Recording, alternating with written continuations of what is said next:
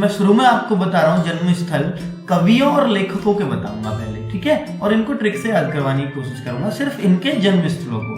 दोस्तों कबीरदास बहुत फेमस कवि हैं, आपको पता ही है, वाराणसी में इनका जन्म हुआ और रामानंदाचार्य इनके गुरु हुए। रामानंदाचार्य के कभी कभी गुरु पूछ लिया जाता है, इनके गुरु के गुरु, तो वो रामानुज थे, ठीक है। और नीरू और नीमा नामक जुलाहे के घर पे, तो ये जुलाहे थे, जुलाहे के घर पर कबीरदास का जन्म हुआ था। इनकी प्रसिद्ध रचनाएं तो आपको बीजक, शबद, रमैनी, ये सब कुछ है, आपको मैं लिखवा चुका हूँ। अगर किसी को नहीं पता और ज्यादा जानना है तो हिंदी साहित्य का मेरा फर्स्ट वीडियो देख लेना, उसमें कबीरदास के बारे में मैंने बताया कौन कौन सी रचनाएं हैं और वो वहां पे ट्रिक से याद कराई है। तो वाराणसी कबीरदास, ठीक है। अभी इसकी कोई मैंने ट्रिक नहीं बताई है आपको, कोई बात नहीं, मैं बता दूंगा आपको। तो बताऊंगा क्या, वाराणसी तो याद रख सकते हो। सूरदास सिही मथुरा, ठीक है, मथुरा में, क्योंकि देखिए आपको पता है कृष्ण जी के अनन्य भक्त थे, ठीक है, उन्हीं के ऊपर बाल लीलाओं के ऊपर लिखा है और मथुरा से तो कृष्ण जी जुड़े हुए हैं, तो वहीं पे इनका जन्म हुआ, तो उसी भूमि की इन्होंने खास बातें बताई हैं। तो रुनकता भी आ जाता है इनका जन्म स्थल कई जगह, तो रुनकता भी इसी जगह को बोलते हैं। तो आगे आ जाएगा वल्लभाचार्य, ये जन्मांध थे। एक बात इनके बारे में पॉइंट है, ऐसे पूछ सकते हैं कि कौन से जो कवि हैं वो जन्म से अंधे थे, ऐसे क्वेश्चन बना हुआ है, तो वो यही थे, सूरदास, ठीक है। और इनके गुरु का नाम है वल्लभाचार्य, वल्लभाचार्य। रैदास, रैदास बिल्कुल कबीरदास और रैदास दोनों साथ साथ चले हैं, देखिए कबीरदास और रैदास। रैदास वैसे मीराबाई के गुरु हैं, जो कृष्ण जी की अनन्य भक्त थी, तो रैदास हो गए मीराबाई। देखिए रैदास कबीरदास दोनों वाराणसी में, दोनों एक ही गुरु के चेला हैं, रामानंदाचार्य, देखिए ऊपर भी और ये भी। तो रामानंदाचार्य एक ही जगह की पैदाइश हैं, तो उसी एक साथ दोनों ने शिक्षा दीक्षा ली थी रामानंदाचार्य से। तो रैदास कबीरदास, ठीक है, तो आप याद रखेंगे दोनों को, ठीक है। लेकिन सूरदास का जन्म अगर आपसे पूछा जाएगा तो मथुरा में, सिही में या रुनकता, दोनों ही बात जगह आती हैं, ठीक है। और बच्चों, क्योंकि कृष्ण जी की बाल लीलाओं को उन्होंने झकझोरा है सूरदास से, तो रुनकता, तो रोना जो है, रोने की जो आदत है वो आ जाती है बचपन में, तो बाल लीलाएं लिखी है रोना, रुनकता, तो ऐसे याद रख सकते हो सूरदास को, तो क्योंकि बाल लीलाओं से जुड़े हैं। आगे हरिवंश राय बच्चन, ये भी यूपी में ही पैदा हुए हैं, जन्म प्रतापगढ़ में। बहुत जगह आप इलाहाबाद में देखोगे, इलाहाबाद का ही एक पड़ोसी जिला है प्रतापगढ़, तो हालांकि ये आसपास ही हैं दोनों, लेकिन अमिताभ बच्चन का जन्म इलाहाबाद का है, लेकिन हरिवंश राय बच्चन जी का अगर प्रतापगढ़ ना मिले ऑप्शन में तो इलाहाबाद लगा सकते हो। रचनाएं इनकी भी बहुत सारी हैं, वो भी मैं आपको लिखवा चुका हूँ, मधु कलश, ऐसी बहुत सारी, मधुशाला, तो मधु नाम से इन्होंने काफी रचनाएं की हैं, तो ऐसे आप जान सकते हो हरिवंश राय बच्चन की रचनाएं। देखनी है तो मैं पढ़वा चुका हूँ इसको हिंदी साहित्य में आपको। तो तुलसीदास, इनका जन्म राजापुर, देखिए दोस्तों तुलसीदास श्री राम के अनन्य भक्त रहे हैं, और वैसे भी आप जान लीजिएगा तुलसी का जो पौधा होता है वो राज करता है सभी पौधों में, क्योंकि उसकी पूजा होती है, पूजा के लिए फल, उसके पत्ते लिए जाते हैं, तो राज ही तो किया इस प्रकार से, राजपुर, बांदा। तो कहीं जगह इसका तुलसीदास जी का जन्म कहीं और भी आता है, कासगंज में पढ़ोगे एक आध जगह, तो इनके में विवाद है थोड़ा सा, ठीक है। पर फिर भी जो बेस्ट मुझे लगा, बेस्ट सबसे ज्यादा बुक्स में जो दे रखा था वो राजापुर बांदा में, ठीक है। अगर किसी भाई को बुरा लगे किसी के क्षेत्र के और किसी ने अपने यहाँ के मान रखे हो, तो भाई वो मान के ही रखे, कोई दिक्कत नहीं है, नाराज मत हो मेरे से, ठीक है। पिता आत्माराम दुबे और माता का नाम हुलसी था। गुरु इनके बाबा नरहरिदास थे। दोस्तों मैं पिता माता इसलिए लिखवा रहा हूँ गुरुओं के नाम, क्योंकि यूपी पुलिस में थोड़ा सा डीपली चला गया था इनके बारे में, तो इसलिए मैंने आपको थोड़ा थोड़ा ब्रीफ कर दिया है। इससे ज्यादा तो डीप नहीं जाएगा, इनमें ज्यादा से ज्यादा रचनाएं पूछेगा, वो मैं कवर करा चुका हूँ ऑलरेडी तुलसीदास की, ठीक है। और रसखान अमरोहा, दोस्तों तुलसीदास तो याद हो गए, राजापुर, ठीक है, राज करता है तुलसी का पौधा, ऐसे याद हो जाएगा। सूरदास का वैसे पता है हमें, मथुरा बाल लीलाओं से रुनकता है ना, वैसे भी। और कबीरदास रैदास दोनों एक ही जगह पैदा हुए, वल्लभाचार्य दोनों के गुरु हैं, और वो जो है एक ही जगह पैदा हुए हैं, कहाँ, वाराणसी में। ठीक है। तो अमरोहा, रस खान अमरोहा, जो रस पिएगा रस खाएगा वो अमर हो जाएगा। तो इस तरीके से रस खान अमरोहा, ठीक है, तो याद आ जाएगा आपको अमरोहा। अब कुछ लेखक हैं, इनके बारे में मैं कुछ और नहीं बताऊंगा। तो महादेवी वर्मा, फर्रुखाबाद, रचनाएं तो बहुत सारी हमने कर रखी हैं, हिंदी साहित्य का पार्ट 2 में इनकी रचनाएं हैं। तो महादेवी वर्मा, तो आप सोचिए महादेवी हैं, महादेवी लेडीज हैं, और फिर भी फर्रे चलाए खूब परीक्षाओं में फर्रुखाबाद, तो ऐसे समझ लो फर्रे चलाए महादेवी ने, ठीक है। देवियां फिर महान है, फिर भी फर्रे चलाए हैं। तो ऐसे मतलब एक ट्रिक है याद करने की, कभी आप इसको बुरा मान जाओ, ठीक है। तो महाकवि भूषण, तो भूसता कोई कहाँ है, तो ज्यादा मत भूसे, मुझे कान भी तो घुसेगा, कान से ही तो सुनेगा उसकी बात को। भूसने को, भूसना मतलब ज्यादा बोलना, ज्यादा मत भूसे, बहुत सुन ली तेरी, तो वही कान पे चिल्ला रहा है खड़ा होकर भूस रहा, ठीक है, तो कान भी पक लिए। तो बिहारी, जैसे अब मैं भूस रहा हूँ तुम्हारे सामने, कभी बिहारी भूस रहा हूँ, तो ये जो भूसना इसको बोल देते हैं आम भाषा में, हमारे यहाँ तो देसी में ऐसे ही चलता है। तो बिहारी ग्वालियर, तो दोस्तों इसको याद रख सकते हो इस तरह से। तो ग्वाले का भी ब्याह हो गया है ना, ऐसे बिहारी। तो आप कुछ भी आपको और अच्छा लगता है कुछ ट्रिक, तो ग्वाला था कोई, उसका भी ब्याह हो गया है ना, बिहारी ग्वालियर। हालांकि ग्वालियर एमपी में पड़ता है, यूपी में नहीं है, पर बिहारी बहुत इंपॉर्टेंट कवि है, इसलिए जनरल नॉलेज का क्वेश्चन बन सकता है। तो एमपी में पड़ता है, यूपी में नहीं है। लल्लू लाल, बाकी सब जगह जो मैं बता रहा हूँ सब यूपी के ही बताऊंगा।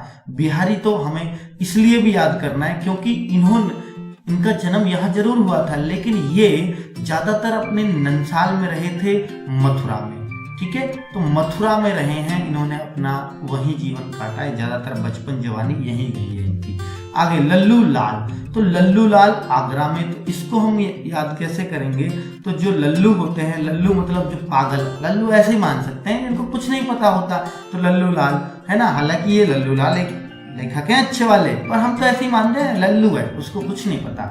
तो लल्लू लाल का मतलब हो जाएगा कि वो पागल है, और पागल खाना तो सबको पता है कहाँ पर है, आगरा में। तो इस तरीके से याद रख सकते हैं, मैं तो ऐसे ही याद रखता हूँ। मुंशी प्रेमचंद, मुंशी प्रेमचंद का लम्ही ग्राम, दोस्तों ऐसे याद रख लीजिए, प्रेम का लम्हा, लम्हा लम्हा है ना। तो लम्हे लम्हे तो सब गाने प्रेम में ही चलते हैं, आपको पता है ना सारे। तो लम्ही ग्राम ये वाराणसी में ही है। चलिए, प्रेम में वार भी बहुत चलते हैं, तो वार, प्रेम वार है ना, जब दो लड़के, मतलब चलो आगे स्टोरी नहीं बताऊंगा, बहुत तगड़ी आ रही है क्या, पर चलो ठीक है। महावीर प्रसाद द्विवेदी, एजुकेशन का चैनल है, एजुकेशन की तरह ही रखें तो ज्यादा ठीक है। तो कॉमेडी वीडियो बनाने लगा तो सारी बात बताऊंगा। तो महावीर प्रसाद द्विवेदी रायबरेली है, तो ऐसे याद रख लीजिए, जो महान वीर होते हैं, महावीर मतलब महान वीर होते हैं, उनकी राय तो बड़े बड़े लोग लेते हैं, बड़े मतलब बड़े बड़े लोग लेते हैं, राय बरेली है ना। तो महावीरों की राय बड़ी चलती है। चलिए, मैथिली शरण गुप्त, ये झांसी, तो मैं थैली पी के भी आ जाऊं, अगर मैं थैली पी के भी आ जाऊं तो फिर भी झांसे में नहीं आता। थैली समझ रहे हो ना, दारू की, अगर मैं दारू भी पी के रहूं तो फिर भी किसी के झांसे में नहीं आऊंगा, है ना। कभी यूं ही सोच रहे हो पी के इसे पागल बना देंगे, तो वो वाली बात ऐसे याद रख सकते हो। दोस्तों ये देसी ट्रिक है, कभी आपको लगे कि ये फालतू क्या बकवास कर रहा है, तो भाई ऐसा तो आप कमेंट करके न्यू बता देना याद हुए या नहीं, बस लास्ट में जुड़े रहो, और बाद में मैं तुम्हें प्रैक्टिस सेट करवाऊंगा, तुम्हें नहीं आपको। इलाहाबाद वाले में बुरी लग जाए तुम कहती, तो इलाहाबाद मतलब इधर बहुत सभ्यता वाले लोग हैं, कानपुर, इलाहाबाद, इस तरफ वाराणसी तरफ चलोगे तो ठीक है। तो मैं आपको यही बता रहा हूँ कि भाई अगर मैं इसको एक बार खत्म करने दो मुझे, फिर एक टेस्ट में आपको लगा रहा हूँ, और उसमें आप बताना आपको कौन सा याद नहीं आ रहा है। तो जय शंकर प्रसाद, तो जय जय शंकर हो रही है उधर, जय महादेव, हर हर महादेव, तो इसका मतलब वार चल रहा है, जय जयकार हो रही है, जय शंकर प्रसाद, प्रसाद बट रहा, वार में जीत हो गई, जय जयकार हो गई। तो वाराणसी, तो वार माने युद्ध होता है, ठीक है। मलिक मोहम्मद जायसी, देखिए दोस्तों, मालिकों से मालिकों की राय ली जाती है, राय, तो वहाँ महावीर से ली थी और यहाँ मालिक से ली है। मलिक मतलब मालिक, ऐसे सोच लीजिएगा। तो रायबरेली, तो यहाँ मालिक और महावीर प्रसाद द्विवेदी दोनों रायबरेली में आएंगे। अज्ञे, तो अज्ञे का आज्ञा का जो पालन करता है, अज्ञे मतलब आज्ञा का जो पालन करता है तो खुशी तो होती है। हमारा बच्चा बेटा एक गिलास पानी लिए हो तो बड़ा खुशी से पापा जी लो, है ना, तो ऐसे ले आता है तो बड़ी खुशी सी होती है। ऐसे बेटा हुक्का भर दीजिए, लो पिताजी चिलम भी नहीं कर दी, लो पियो, तो वो जो खुशी होती है आज्ञा का पालन, है ना। ये तो एक छोटी सी बात है, पढ़ने की भी हो सके वो जरूरी चिलम भरवानी। धर्मवीर भारती इलाहाबाद, तो ऐसे याद रख लीजिएगा धर्मवीर भारती को कि धर्म इलाही धर्म चलाया था, दीने इलाही अकबर ने, याद है ना, धर्मवीर भारती इलाही धर्म, तो इलाही एक धर्म भी था, तो ऐसे याद रख सकते हैं जिसको दीने इलाही धर्म को पहला और अंतिम हिंदू सम्राट सिर्फ एक ही था जो मानने वाला था। ठीक है, क्वेश्चन याद करवा बीरबल, है ना, अकबर के नवरत्नों में से, उसका भी अभी जन्मस्थल याद करेंगे, चिंता मत करो। भारतेंदु हरिश्चंद्र वाराणसी, बिल्कुल भारतेंदु हरिश्चंद्र का जन्म कहाँ हुआ, वाराणसी। तो फिर वार आ गई, तो भारत में तो वार चलते ही रहते हैं, कभी किसी का, कभी पॉलिटिकल वार, कभी कोई छोटा मोटी पार्टी का वार, कभी किसी ने किसी का सिर फोड़ दिया, ऐसे वार कभी बंद हुए, ठीक है, तो इस तरीके से तो वार चलता रहता है, ठीक है, भारत में। तो भारतेंदु वाराणसी, ठीक है। चलिए आगे बढ़ते हैं। देखिए वो तो थे कवियों के और लेखकों के नाम, अब मैं यूपी के प्रसिद्ध व्यक्ति, चाहे वो किसी भी क्षेत्र में लेकिन प्रसिद्ध है, तो मैं उनके नाम अब आप लोगों को याद करवाऊंगा, ठीक है। तो यूपी के फेमस व्यक्ति, ठीक है, तो अमीर खुसरो, प्रैक्टिस अभी बाद में करवाऊंगा, सबका मिक्सअप, तभी तो मजा आएगा कि हमें सब याद हो गए। अमीर खुसरो, तो ये तो खुद ही बोल रहा खुसरो, एक तो कुशीनगर अज्ञे जी का याद किया, वो भी खुशी से याद किया, तो अमीर खुसरो, ठीक है, तो हम कहेंगे अमीर खुसरो, अमीर खुश रहते हैं, तो कोई कह रहा अमीर तो खुशी रहते हैं, है ना, तो मैं कह रहा हूँ काश ऐसा होता, ऐसा नहीं होता, इसका मतलब अमीर खुश नहीं रहते, जरूर थोड़ी अमीर जिसके पास पैसा वो खुशी रहेगा, खुशी थोड़ी खरीद लेगा पैसा में, काश ऐसा होता, तो अमीर खुसरो का काशगंज, ठीक है, ऐसे याद रखेंगे। इनको तोताए हिंद बोलते हैं, इनकी खास बात पढ़ लेंगे। निजामुद्दीन औलिया के इनके मतलब गुरु का नाम था निजामुद्दीन औलिया, और बदायूं में इनका जन्म किसका, निजामुद्दीन औलिया, काशगंज में अमीर खुसरो का और बदायूं में हुआ निजामुद्दीन औलिया का। आगे स्वामी हरिदास, दोस्तों एक महान संगीतज्ञ हुए हैं हरिदास, जो यूपी में ही पैदा हुए हैं, अलीगढ़ में, जहाँ के ताले बहुत मशहूर हैं। ध्रुपद राग के लिए जाने जाते हैं, ध्रुपद राग, तो एक ये भी याद रख लेंगे।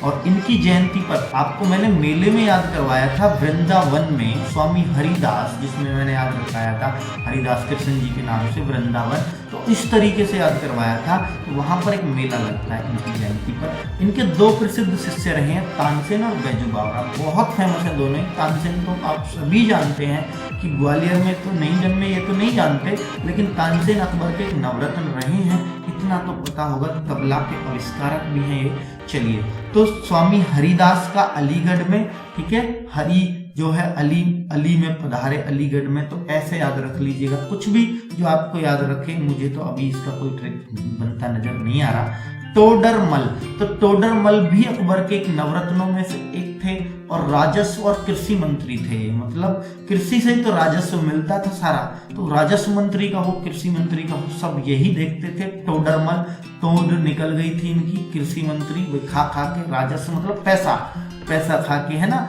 टैक्स उगा के, तो नवरत्नों में से एक थे। इनका जन्म लहरपुर में हुआ था, तो लहरपुर कहाँ पड़ता है, सीतापुर में, तो भाई टोंड निकल गई, तो इनकी लहर आ रही थी, वहां पे मंत्री भी हैं, सब कुछ है, तो इस तरह से आप याद रख लीजिएगा, टोडरमल लहरपुर, ठीक है। और कुछ भी जो आप अच्छा बना सकते हैं मुझे भी कमेंट करके बता दिया करो जी, हमने इतना अच्छा बना लिया, और भी बच्चों को फायदा हो जाएगा आपके दिमाग का। चलिए, अबुल फजल, जन्म आगरा में हुआ, अबुल फजल, ठीक है, तो अब देखो कोई अबुल फजल, एबुल, तो अब एब कोई कर रहा है, एबी को तो हम पागल ही कहते हैं, एबुल, तो एब कर रहा कोई, तो उसे पागल खाने में डालेंगे, तो पागल खाना आगरा में फिर जोड़ दिया हमने, ठीक है। तो अबुल फजल, अबुल से एब से हमने याद किया आगरा। तो अकबरनामा आईने अकबरी के लेखक हैं, जहांगीर ने इनको मरवाया, तो ये भी हमें याद करना है। हालांकि जहांगीर ने एक सिक्कों के गुरु भी मरवाए हैं, अर्जुन देव 5वें गुरु, लेकिन अबुल फजल को भी इन्होंने मरवाया, क्योंकि जहांगीर के सबसे बड़े बेटे थे दारा शिकोह शायर, हाँ बड़े विद्वान थे, तो दारा शिकोह नहीं कुछ और थे, चलो जो भी थे उनकी मदद करता हुआ इनको पाया गया था। चलिए बीरबल, बीरबल बीरबल पता ही है आप सबको, अकबर के नवरत्नों में से एक है, जन्म जालौन में हुआ है। दोस्तों कैसे याद रखेंगे बीरबल, तो बीरबल जो वीर होते हैं, बलपूर्वक जो होते हैं जो वीर, वो जाल नहीं बिछाते, जालौन जाल नहीं बिछाते हो, ठीक है। तो वीर बलपूर्वक जीतते हैं, जाल से नहीं, छल से नहीं, कपट से नहीं, तो वीर बल जालौन, ठीक है। आगे रानी लक्ष्मीबाई, वाराणसी, वार से तो बहुत फेमस है रानी लक्ष्मीबाई, ये तो वाराणसी में पैदा होनी थी, सारे वार बहुत अच्छी 1857 का वार इन्होंने लड़ा, ऐसे याद रख सकते हैं। कानपुर में इनका पालन पोषण हुआ, ठीक है, बिठूर में, ठीक है, बिठूर में, कानपुर में।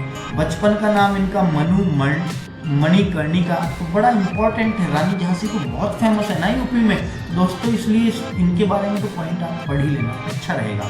झांसी से तो लक्ष्मीबाई रानी लड़ी थी, और पिता इनको छबीली कहते थे, बड़ा इंपॉर्टेंट क्वेश्चन है ये भी। और बचपन का नाम मणिकर्णिका है, पिता इनके मोरोपंत, पिता का नाम, पति का नाम गंगाधर राव था, दोनों ही मतलब बड़े सपोर्टर थे इनके। तो चलिए पिता का नाम क्यों आ रहा है बार बार, तो पिता ने ही इनको ऐसी शिक्षा दीक्षा दी थी, ठीक है। वीर गति को ये बाद में प्राप्त हुई, आप सबको पता है। पंडित राम प्रसाद बिस्मिल, बिल्कुल मैं आपको पहले भी बता चुका हूँ, शाहजहांपुर में ये जन्मे हैं, और शाहजहांपुर में इनका एक मतलब समाधि स्थल या इनके कुछ शहीदी को याद करने के लिए बनाया गया है कुछ, ठीक है। तो ये 3 लोग थे जो शाहजहांपुर में ही जन्मे थे, और इन्होंने तीनों ने मिलकर एक साथ, एक गांव के लोगों ने आप समझिए काकोरी जैसे कांड को मतलब कर दिया, है ना। काकोरी कांड क्या था दोस्तों, एक रेल पर डकैती थी, जो अंग्रेजों का माल था उसको लूटना था। तो इस तरह से अशफाक उल्ला खां और रोशन सिंह भी इन्हीं के साथ थे, शाहजहांपुर के ही थे वो भी। तो अब इनको याद कैसे करेंगे राम प्रसाद बिस्मिल को, राम प्रसाद बिस्मिल को तो ऐसे याद रखिए, क्योंकि आपको पता है इन्होंने गाया था सारे जहां से अच्छा हिंदुस्तान हमारा, तो सार जहां, ऐसे सारे जहां, तो इनमें नाम में ही आ रहा है, ठीक है, शाहजहांपुर। चलिए गोरखपुर में इनको फांसी दे दी गई थी, तो वहां भी इनका कुछ बना हुआ है, ठीक है। जन्म उन्नाव में हुआ, चंद्रशेखर आजाद, जिन्होंने खुद को ही गोली मारी और अंग्रेजों को बोल दिया कि आपने अभी तक ऐसी कोई गोली नहीं बनाई जो मेरे प्राण ले सके, तो दोस्तों खुद को ही गोली मार ली थी। तो उन्नाव, ठीक है, उन्नाव में जन्मे थे, तो ऐसे याद रख लीजिए, खुद को आजाद, तो उन्नाव, तो ऐसे नाव में बैठ के मतलब आजाद हो गए, इस तरह से कुछ भी जो भी आप जोड़ सकते हो। तो उन्नाव पक्षी विहार का नाम इन्हीं के नाम पर रख दिया, चंद्रशेखर पक्षी विहार। इस तरह से आगे पंडित मदन मोहन मालवीय, महामना बोले जाते हैं, बनारस हिंदू विश्वविद्यालय के संस्थापक हैं, आप सबको पता 1916 में ये स्थापित हुआ, और जन्म इनका इलाहाबाद में हुआ। तो याद रखेंगे मदन मोहन मालवीय, तो मालवीय को आप याद रखिए, मालवी उसको मिलते हैं जो अल्लाह को याद करता है, इलाहाबाद मालवी, तो मालवीय याद रहेगा ना, तो इलाहाबाद, तो इलाही से याद करते हैं हम, अल्लाह से याद करते हैं, इलाहाबाद को हमें याद है, ठीक है। मोतीलाल नेहरू, जवाहरलाल नेहरू, इंदिरा गांधी, तीनों एक ही फैमिली के, नेहरू और इंदिरा गांधी भी जवाहरलाल नेहरू की बेटी थी, इन सब का जन्म कहाँ, इलाहाबाद। इलाहाबाद इसलिए बड़ा फेमस है, ठीक है, तो इलाहाबाद। तो आप याद कैसे रखेंगे, नेहरू, तो नेहरू परिवार जो है, नेहरू की परिवार की ये थी, तो नहर, इलाहाबाद में 2 नदी मिलती है ना, गंगा यमुना सरस्वती, 3 त्रिवेणी बोला जाता है, त्रिवेणी का संगम मेला भी लगता है, तो इलाहाबाद, ऐसे याद रख लीजिए, नहर बहुत जारी है इलाहाबाद में, नदी है तो नहर भी बहुत होंगी, ऐसे नेहरू इलाहाबाद में। इस तरीके से आप और भी कुछ अच्छा बना पाओ तो बिल्कुल बना लेना।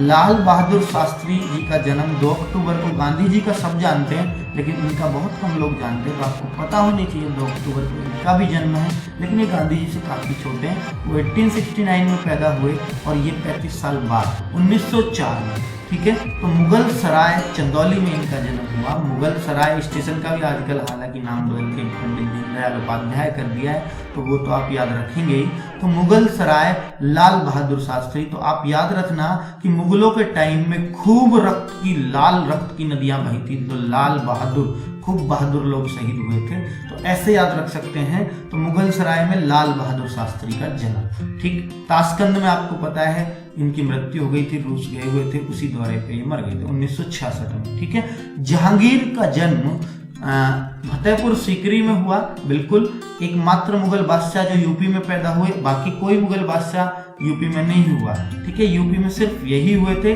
फतेहपुर सीकरी में। फतेहपुर सीकरी को अकबर की दूसरी राजधानी भी बोला जाता है, तो आप याद रखिए। तो अकबर के ही बेटे हैं ये, तो वहीं पे इनका जन्म हुआ, फतेहपुर सीकरी। बहुत फतेह हासिल की अकबर ने, तो वहीं पे जन्म था जहांगीर। ठीक है, तो आगे मेजर ध्यानचंद, बहुत फेमस पर्सनालिटी है, बहुत फेमस आदमी है। क्यों? जन्म इलाहाबाद में हुआ, हॉकी के जादूगर इनको बोला जाता है, और यूपी का राष्ट्रीय खेल इसी वजह से, शायद इन्हीं की वजह से हमारा राष्ट्रीय खेल भी हॉकी ही है। ठीक है, और इनकी जीवनी पर एक प्रसिद्ध पुस्तक गोल, ठीक है, तो एक जीवनी पर एक पुस्तक भी लिखी, क्योंकि इनके जीवन का गोल भी यही था, हॉकी में गोल करना। और गोल्ड मेडल भारत को बहुत दिलाए अपने टाइम में। ओलंपिक में भारत ने लगातार 3 गोल्ड लिए हैं इनके टाइम में। तो दोस्तों याद रहेंगी ये सारी बातें आपको। चलिए, तो अब मैं थोड़ा सा प्रैक्टिस वर्क कर लेते हैं कि हमें याद कितना हुआ है, और याद हुआ हो तो जरूर कमेंट करके दोस्तों जरूर बता देना। मुझे बहुत अच्छा लगता है जब आप बोलते हो ना कि सर बिल्कुल परफेक्ट याद हो गया, वीडियो खत्म होते होते बड़ा अच्छा लगता है। तो दोस्तों ये सबको पता है, राजापुर की तुलसी का पेड़ राज करता है, राजापुर बांदा। सबको सोचने का टाइम दे रहा हूँ। तो दोस्तों रसखान में मैंने ट्रिक बताई थी, आपको याद है, अमरोहा अमर हो जाता है जो है ना, तो ऐसे। और जयशंकर प्रसाद, जय जयकार कब हुई थी? जय जयकार वाराणसी में हुई थी। तो जयशंकर है ना, जयशंकर प्रसाद वार में जीत गए थे वाराणसी, तो जय जयकार प्रसाद बन रहा था वाराणसी। मैथिली शरण गुप्त, अगर मैं मैथिली भी पी लूँ, तो अगर मैं थैली भी पी लूँ तो किसी के झांसी में तब भी नहीं आऊँगा। तो झांसी महादेवी वर्मा, तो महादेवी होकर अकेली ये लेडीज मैंने याद करवाई हैं, और इन्होंने भी फर्रे चलाए। तो फर्रुखाबाद, फर्रे चलाए थे पेपर में, फर्रुखाबाद। तो ऐसे हमने ट्रिक से बना के याद किया। आगे जी, तो आगे आज्ञा का जो पालन करते हैं तो बड़ी खुशी होती है, कुशीनगर। तो ऐसे याद रख लेंगे माता पिता को, है ना, तो बच्चे जब आज्ञा का पालन। मुंशी प्रेमचंद, तो ऐसे याद रखेंगे दोस्तों। प्रेम की बात है तो अब हम देखेंगे तो वाह,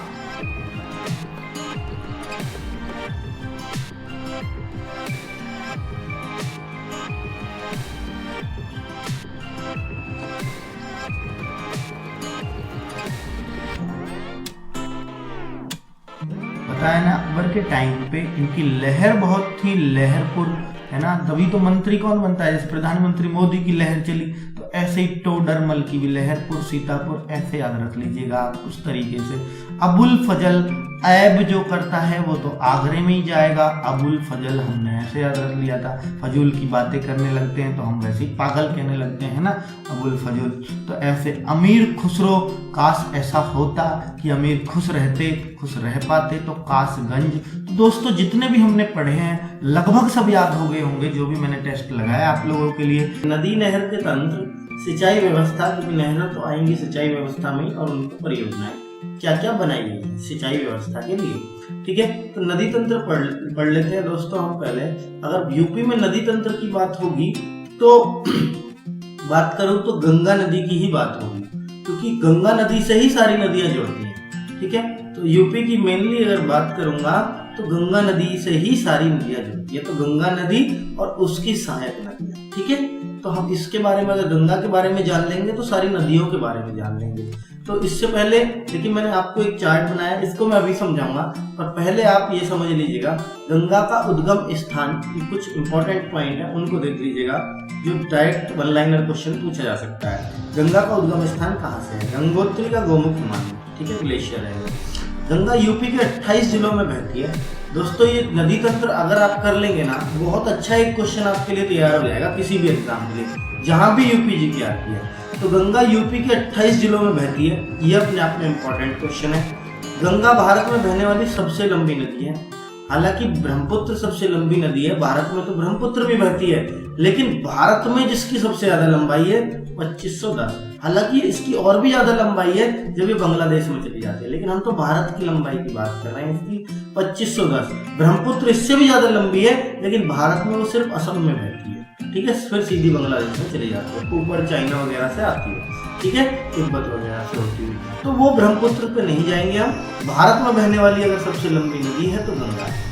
गंगा नदी के नाम भागीरथी, पद्मा, देव नदी, जाह्नवी, अलग अलग जगह पर इसके अलग अलग नाम पड़ते हैं। पद्मा इसका बांग्लादेश में, जो हमारे देश में नाम नहीं है, तो इसको बांग्लादेश में इस नदी का नाम पद्मा है, गंगा का है, ठीक है। हमारे उत्तराखंड से निकलती हुई यूपी में आती है, यूपी से बिहार में जाती है, बिहार से बंगाल में, और बंगाल से सीधा पश्चिम बंगाल, सॉरी बंगाल मतलब पश्चिम बंगाल में, और उससे आगे बांग्लादेश में जाके बंगाल की खाड़ी में गिर जाती है। ये इसका रास्ता है पूरा, ठीक है। तो अब इसका गंगा का नाम किस तरह से पढ़ते हैं तो मैं आपको बता देता हूँ। जब ये गोमुख गंगोत्री हिमानी से निकलती है तो यहाँ से जैसे ही निकली तो ये भागीरथी का नाम होगा, इसका नाम होगा, गंगा नहीं होगा। जब गोमुख हिमानी से निकलेगी, गंगोत्री से निकलेगी, तो इसका नाम भागीरथी होगा, ठीक है।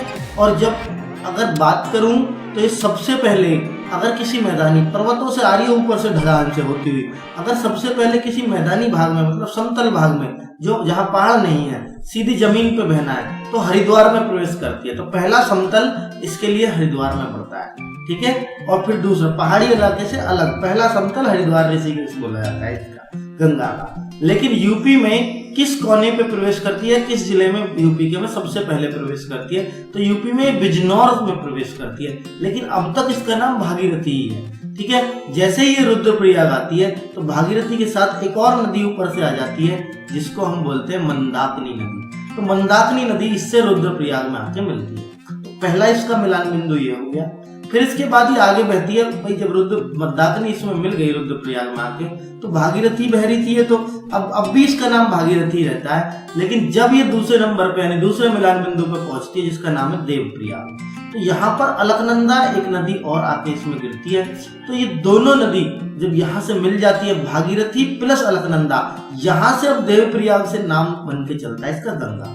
तो अगर पूछा जाए गंगा इसका नाम कहाँ पे पड़ा है इस नदी का, तो देवप्रयाग। ये देवप्रयाग वो नहीं है जो आपका, अगर इसको इलाहाबाद ही समझ लो आप, ये उत्तराखंड ही है। और आप कहो तो बिजनौर से अंदर को बना रखा आपने, ये ऊपर की बात है दोस्तों, ठीक है। मैं तो एक वैसे बना दिया था, हालांकि बिजनौर इन सब से आगे पड़ेगा, ठीक है। मैंने थोड़ा सा वैसे पहचान के लिए बना दिया, ये यहाँ बिजनौर समझ सकते हो आप, ठीक है।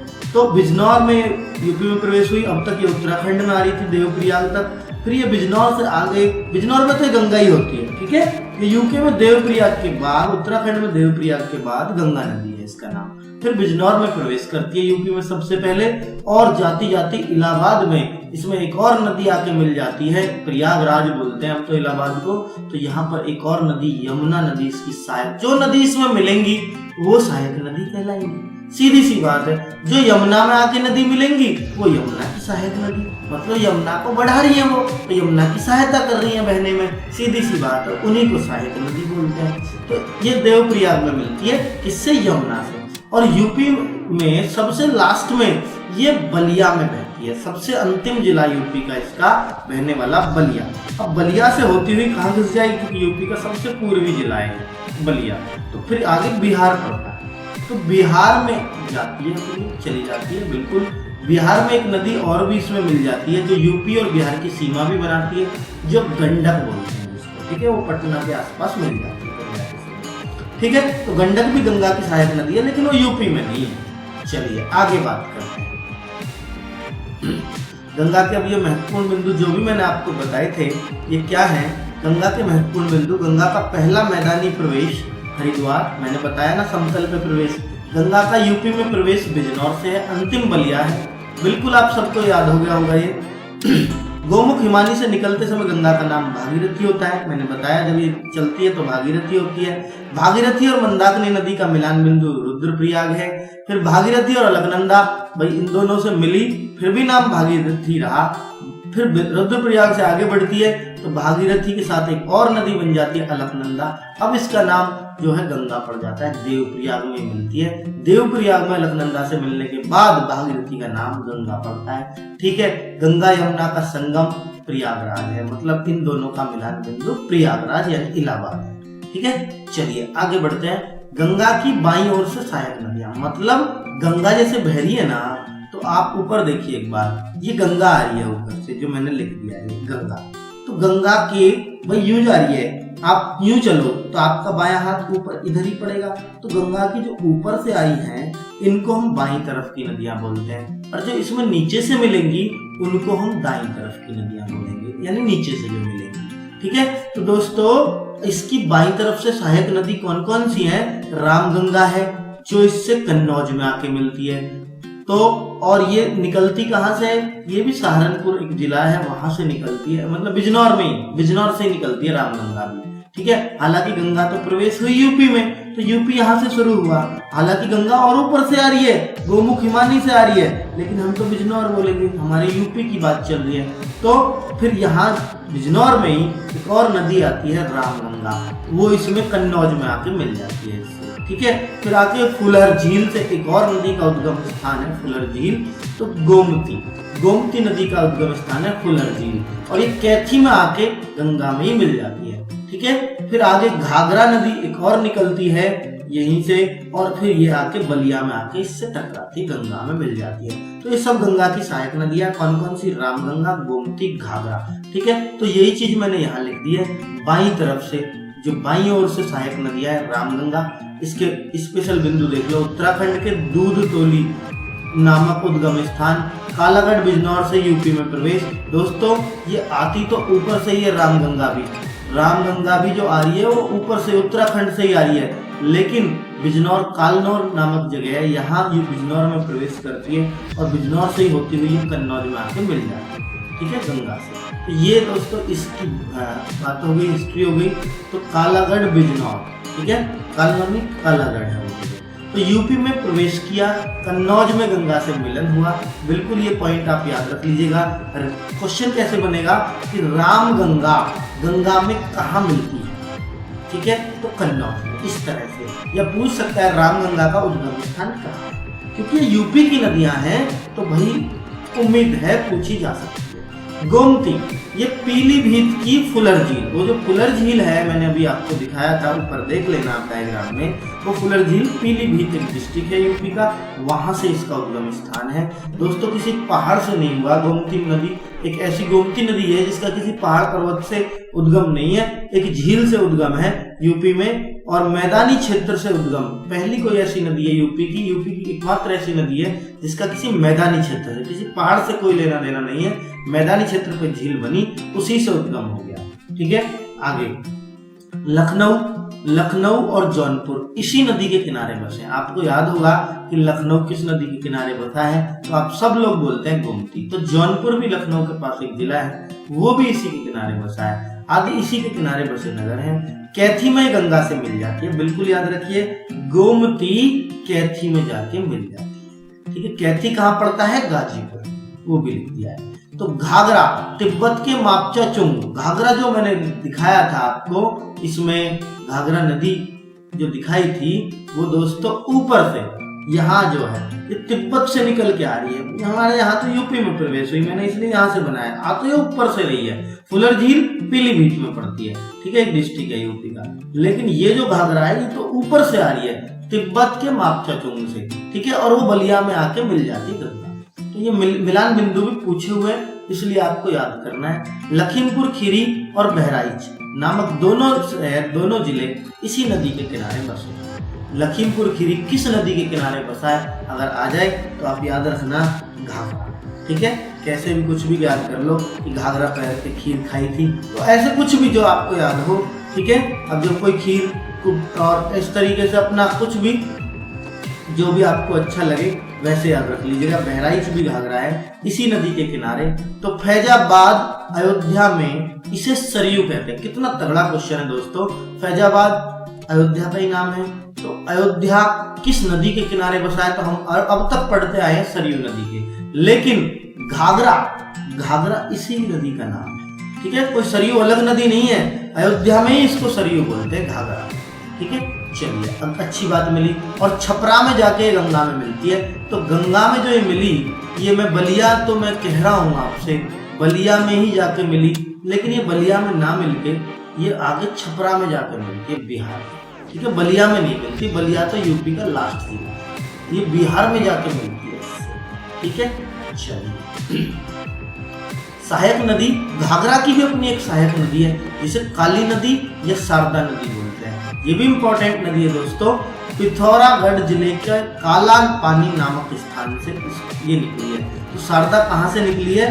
पिथौरागढ़ जिला है यूपी का, उसमें काला पानी नामक स्थान है। कोई काला पानी, जैसे बुलंदशहर में काला आम जगह है, ऐसी वहाँ काला पानी नामक स्थान है, वहां से निकलती है, इसलिए इसको काली नदी बोलते हैं। तो शारदा को काली नदी भी कहते हैं। यह नदी ब्रह्म घाट पर घाघरा में जा मिलती है। जब घाघरा की सहायक नदी है, कहीं ना कहीं तो घाघरा से मिलेगी, तो वो भी हमें पता होना चाहिए कि घाघरा में कहाँ मिलती है। तो ब्रह्म घाट पर यह मिलती है घाघरा से। ठीक है, तो हमने घाघरा की भी सहायक नदी पढ़ ली। घाघरा खुद गंगा की सहायक नदी है, लेकिन घाघरा को भी कोई सहायता कर रही है। तो एक राप्ती नदी और है दोस्तों। राप्ती नदी भी गंगा की सहायक नदी है और ये गोरखपुर इसी नदी के किनारे बसा है। इसकी ये ज्यादा इंपॉर्टेंट नहीं है कि भाई उद्गम कहाँ है, इतनी ज्यादा इसके बारे में नहीं पढ़ेंगे, लेकिन दोस्तों उन सबको पढ़ लेना। अगर आप पढ़ सकते हो तो बहुत अच्छी आपकी तैयारी हो जाएगी इस चीज की। गंगा के दाएं तरफ से सहायक नदियां यमुना, टोंस, सोन। दोस्तों गंगा के जो नीचे से नदियां मिली हैं गंगा में, तो वो यमुना, टोंस और सोन, मतलब दक्षिण में से आई हैं जो नदियां गंगा में मिली हैं। तो ये 3 नदियां हैं, यमुना, टोंस और सोन। यमुना भी एक बहुत बड़ी नदी है और यमुना की भी आपस में बहुत सारी सहायक नदी हैं। और यमुना खुद एक सहायक नदी है, किसकी? गंगा की। तो सारी नदियों का मिलन गंगा में ही हो रहा है, टोंस का भी और सोन का भी। चलिए दोस्तों मैं यही बात कर लेता हूँ। तो यमुना नदी का उद्गम स्थान आप सबको पता होना चाहिए। ऐसा मत सोचना सहायक का उद्गम नहीं पूछा जाएगा, बिल्कुल पूछा जाएगा, यमुना का बहुत पूछा जाता है। तो बंदर पुंछ के पश्चिम ढाल पर स्थित यमुनोत्री ग्लेशियर से ये निकलती है। बिल्कुल याद रखिए, यमुनोत्री ग्लेशियर, गंगा गंगोत्री, यमुना यमुनोत्री। अब यूपी के 19 जिलों में बहती है। आपने 28 जिले गंगा पढ़ा, तो यमुना भी बहुत बड़ी नदी हो गई, 19 जिलों में तो ये भी बहती है। और इसकी लंबाई भी 1376 किलोमीटर है। उसकी 28 या 2500 कुछ थी गंगा की, आपने पढ़ी थी शुरू में ही, 2510, और इसकी लंबाई 1376। ठीक है, तो सहारनपुर के फैजाबाद नामक स्थान से यूपी में प्रवेश करती है। दोस्तों एक तो फैजाबाद डिस्ट्रिक्ट है, उस डिस्ट्रिक्ट में मत जाना, फैजाबाद पे मत जाना, अयोध्या पे मत जाना, कि फैजाबाद अयोध्या को बोलते हैं। तो ये सहारनपुर में एक जगह का नाम भी फैजाबाद है। ठीक है, उस पे जाना। तो सहारनपुर के फैजाबाद नामक स्थान से ये यूपी में प्रवेश करती है। जैसे गंगा प्रवेश करती है बिजनौर से, तो यमुना प्रवेश करती है सहारनपुर के फैजाबाद से। प्रयागराज में गंगा में विलीन हो जाती है। सबको पता है इलाहाबाद में गंगा से मिलती है। तो ये फैक्ट है, बिल्कुल आपको याद रखने पड़ेंगे कि यमुना गंगा में कहाँ मिलती है। ये यमुना यूपी के किस जिले में सबसे पहले प्रवेश करती है? सहारनपुर। किस स्थान पर? सहारनपुर में सबसे ऊपर फैजाबाद। ठीक है, यमुना नदी की सहायक नदियां कौन कौन सी है मैं आपको बता देता हूँ। चंबल, बेतवा, केन और हिंडन। दोस्तों ये नदियां इसकी सहायक नदी। ठीक है, गंगा की तो आपने नीचे से पढ़ी, भाई यमुना है, सोन है, और कौन सी थी एक नदी अभी पढ़ी, यमुना, टोंस और सोन नदी। लेकिन ये यमुना की सहायक नदी है चंबा, बेतवा, केन, खूब इनके नाम सुने होंगे आपने। ये सब यूपी की नदियों के कितने ढेर नाम हो गए।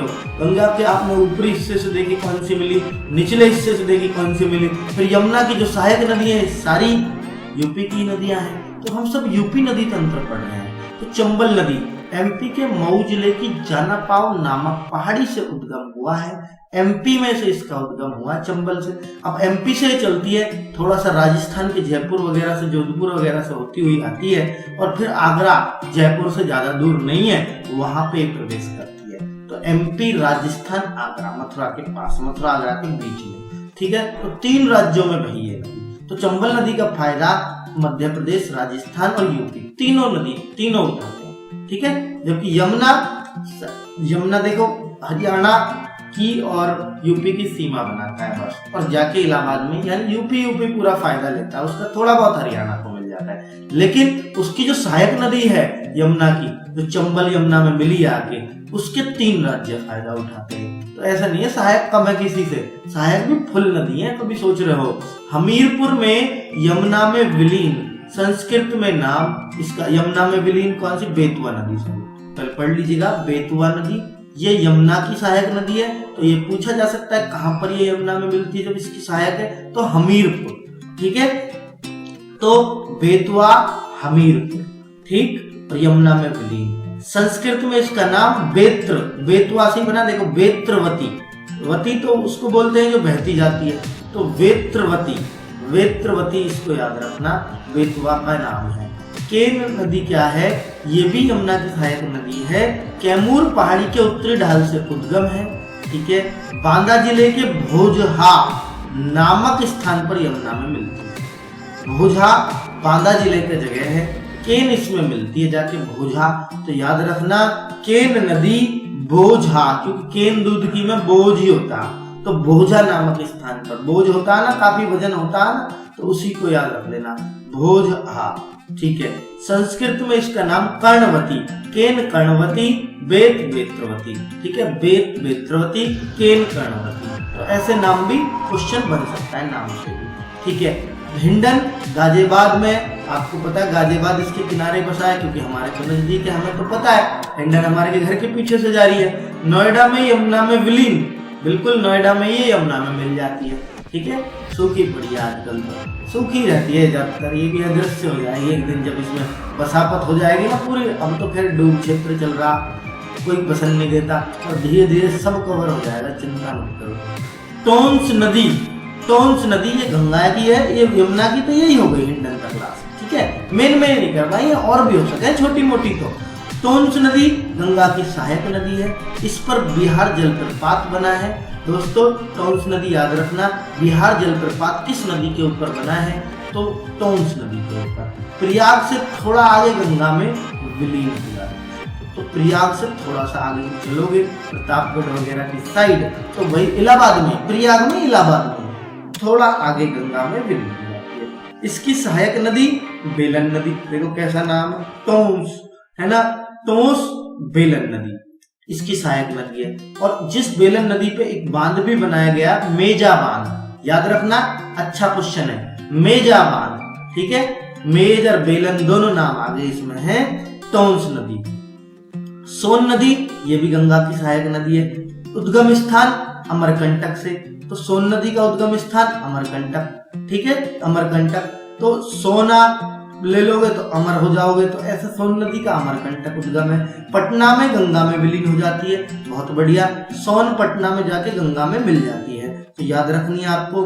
इसकी सहायक नदी रिहंद नदी, तो सोन की भी अपने आप में सहायक नदी है। इन नदियों, ये नदी तो है गंगा की सहायक नदी, साथ में इनकी भी सहायक नदी है छोटी छोटी, उनको भी आपको याद रखना है। तो रिहंद नदी, जिसपे आप रिहंद बांध सुनते हो, रिहंद बांध ये कहां पर है, सोनभद्र जिले में है, यूपी में, ऐसे भी पूछा जा सकता है। और गोविंद वल्लभ सागर झील किस बांध से बनाई गई है, गोविंद वल्लभ सागर झील जो है बड़ी झील है, रिहंद बांध से कृत्रिम झील बनाई गई है। और ये किस नदी पे, किस जिले में है, ये सोनभद्र। ठीक है, सोनभद्र जिले में है गोविंद सागर, गोविंद वल्लभ सागर झील, तो याद रखेंगे। और इसकी दो नदियां सहायक नदी, सोन की रिहंद नदी और गोपद नदी, गोपद नदी है। ठीक है, तो दोस्तों ये दो नदियां, बिल्कुल आगे बढ़ता हूं। देखो नदियों के बारे में तो ये पढ़ लिया, गंगा पूरी पढ़ लिया आपने, गंगा पढ़ी, गंगा के साथ क्योंकि गंगा की सहायक नदी यमुना थी, तो यमुना की सहायक भी पढ़नी पड़ी हमने। बाईं तरफ से गंगा की सहायक दाईं तरफ से चल रही है, नीचे से चल रही है गंगा की सहायक यमुना, टोंस और सोन, तो ठीक है। और टोंस की भी सहायक नदी बेलन नदी, और सोन की रिहंद और गोपद नदी। इनके बारे में क्वेश्चन कैसे बनेगा, रिहंद बांध किस जिले में है, रिहंद बांध किस नदी पर है, रिहंद बांध की सहायक नदी या रिहंद नदी किसकी सहायक नदी है, सोन नदी। ये सोन नदी की सहायक नदी कौन सी है, तो इस तरह से ये सोन नदी कहां पर जाकर गंगा में विलीन हो जाती है, पटना में। तो ऐसे गोविंद वल्लभ सागर झील किस बांध पर बनाई गई है, रिहंद बांध।